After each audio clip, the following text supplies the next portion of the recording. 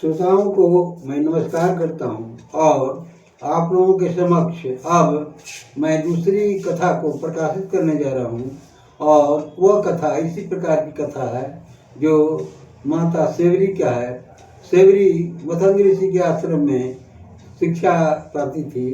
वो सत्संग किया करती थी और गुरु का ध्यान करके वो सत्संग में बैठती थी, भगवान से प्रार्थना करती थी, पूजा करती थी। सेवरी में विशेषता यह थी कि वो आश्रम की सफाई सेवा करती थी। वो क्या करती थी कि रात्रि के समय 11 जब बजता था, 10:30 11 खाने सोने के टाइम में वो खा पी करके माता सेवरी क्या करती थी, झाड़ू लेकर छोटा छोटा वृक्ष होगा वो वृक्ष पर चढ़ जाया करती थी।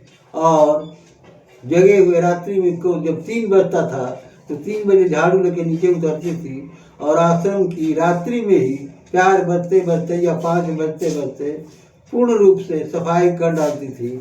और इस सेवा से गुरु मतंग ऋषि बहुत प्रसन्न हो गए और प्रसन्नता के कारण उन्होंने पता लगाओ कि कौन आश्रम की सफाई करता है।